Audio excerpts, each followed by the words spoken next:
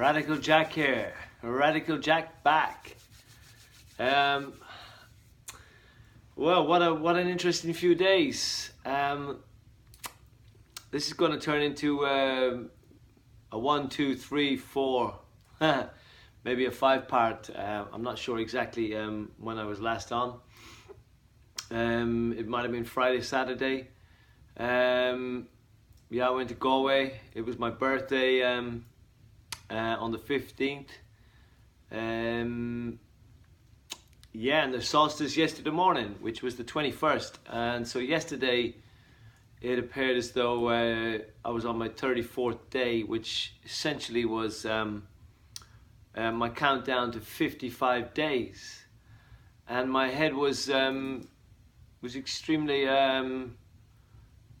inspired, I suppose, by my reality of 33 days were done and 55 days remaining. Now it's interesting, you know, when we have these kind of relapses. So I guess that's the first thing I should say, is I had a relapse on the diet. And being in Galway, I was kind of fully equipped with the idea that maybe I'll do a 3-day water fast and added apples just in case, you know, I had that kind of pressure or stress or you know, don't know what the right word for it is, but you know, when you get that feeling, you know, I'm doing something and I'm in company and you know, there's temptation. Yeah, temptation is the right word.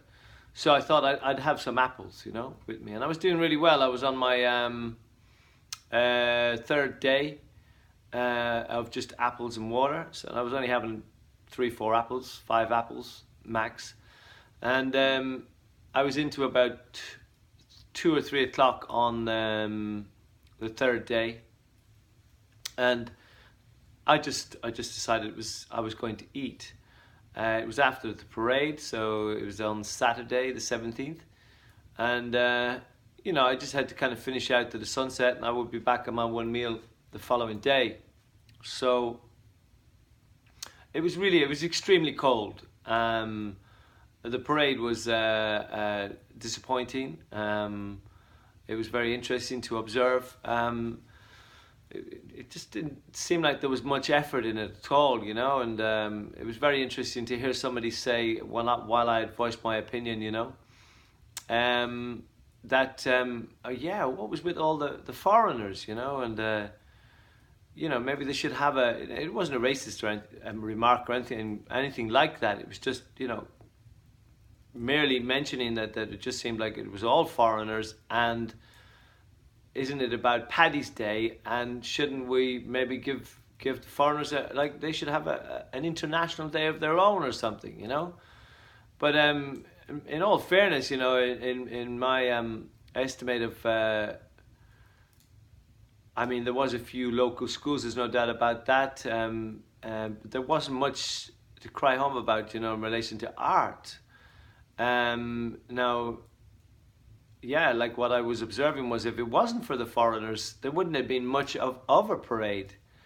And there was one rather large puppet, like, and then I was speaking to some people later on in relation to the Mockness, which is a kind of a local arts group who do the Galway Arts Festival, and fantastic people, amazing costumes, and I've always liked that particular carnival, you know.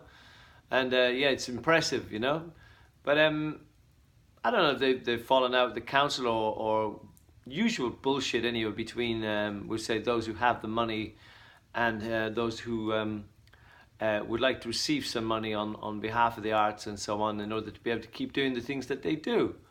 And as usual, there seems to be a breakdown between, you know, those mediations, you know.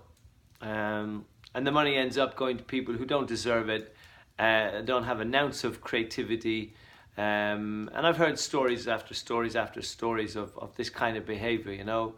where the grants go to people, or characters, maybe the wife of a politician, who it's got nothing to do with arts, and suddenly is getting an extra 100 or 200,000 a year, to be an art director or something, ridiculous money, and we can all obviously see why this kind of behavior, why this stuff happens, like my brother, for instance, who was trying to set up a kayaking business, missed out on the grants by, basically not being prepared to give the brown envelope to the particular civil servant in between, and therefore was pushed back until he actually missed the date, and then in turn had to borrow the money, a loan. And subsequently, the business, didn't really get anywhere, So again, these things are kind of happening, all the time, where a lot of money, lottery money, funds, whatever, government funds, wherever it comes from, arts funds often end up in the wrong hands and given to people who don't deserve it. So here we go. Thanks to the so-called foreigners, but these people who are now living in our beautiful island and sharing this space with us. Yeah, thankfully that they were there, because they brought a bit of color. And then that brings me to the whole debacle in the first place about Paddy's Day. There's so much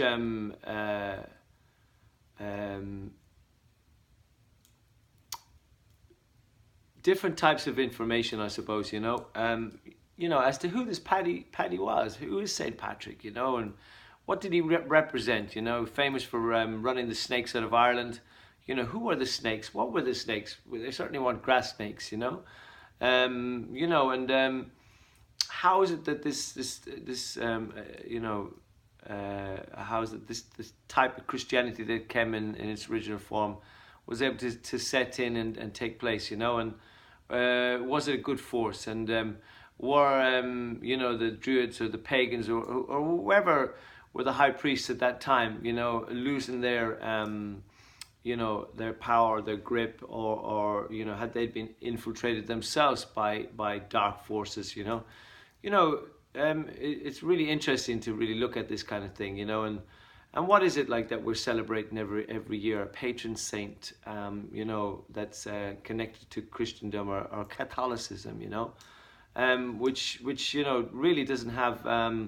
And don't get me wrong, I am personally into Christ consciousness, but that would be an interpretation of Christ and the true teachings of Christ, and not this character, who died for our sins on the cross, and the damnation of hell, if we don't stick to the the dogma, and the teachings that come from the Vatican or the Catholic Church, and all the brutality that came with that, in relation to the nuns and the Christian Brothers and the Magdalene Laundry, all that kind of stuff.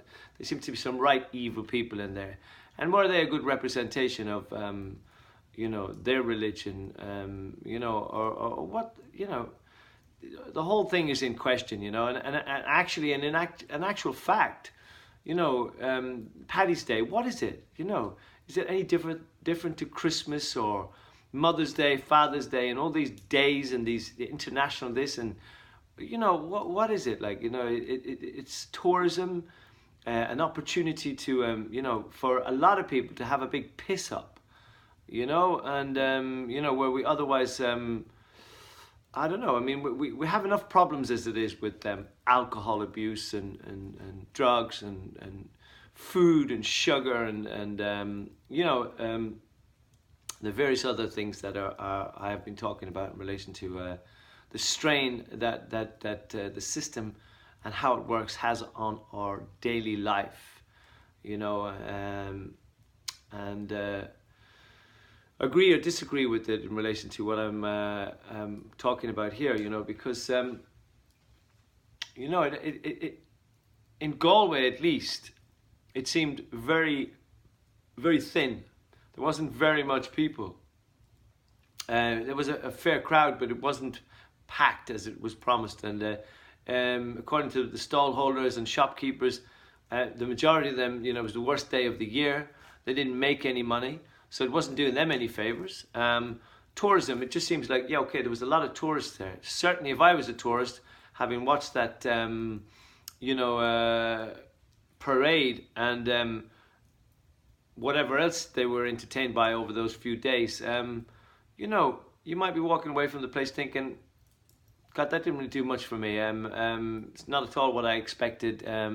Not what I was told. And maybe over previous years and stuff, that it's got worse and worse. So this in itself is going to affect tourism, and for the sake of like 10 or 20,000, euros going to the right people, like the Mockness, they could put on an amazing show, which then in turn creates a great vibe, a vibration, in the place, that it only has people talking about it and singing such songs as how amazing it was, which in turn then word of mouth has more and more people coming from abroad and American places like that, who are singing this song of how amazing this was, which in fact won't be sung because it wasn't that great.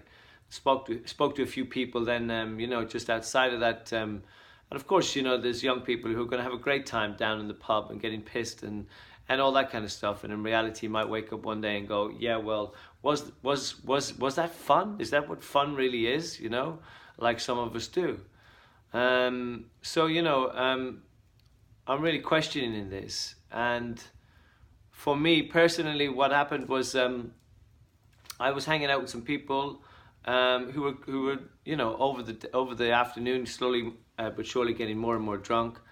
And my intuition was not to go to their place. And they're beautiful people, don't get me wrong. My intuition overall was not to go to Galway or for the St. Patrick's Day parade. But my little girl wanted to go to Galway. And obviously I did what I did in order to be able to kind of speak to you in the way that I'm speaking to you now, where the lesson is learned. I was doing really well until day 3. Then I decided to have some vegetarian kichiri from Govinda's place, which I love the food. I love the samosas, and the food is really it's Krishna food, so it's done in a nice way, with good energy and so on. Now I wasn't thinking about the fact that there was being ghee used in the food, which would also be the finest of ghee and not necessarily some inorganic butter, So I'm aware that these are the changes that I'm making, rather than me saying, I'm going to be vegan or even vegetarian. I'm now definitely convinced that it's the way that we do things that I have my major problem with, and that includes meat. And it may be possible, as I said before, that it might get to a stage where I will possibly be meatless and won't feel the need to eat meat at all. But I'm certainly not going to put any pressure on myself at this stage in relation to what the answer to that will be in the future. It's one day at a time for me. And this is me personally. You might have made your mind up about that as an individual. You might be somebody who's hearing this for the first time, or friends of mine, or whatever the case may be. But this is it. I'm just trying to be honest with how I feel. If I feel like I'm blagging myself, I'm going to be honest again about that. But right now, what happened to me over the last 3-4 days is one thing led to another. Now, I didn't smoke or drink or abuse myself, but these are the same energies, the same kind of habits and pitfalls and rabbit holes and,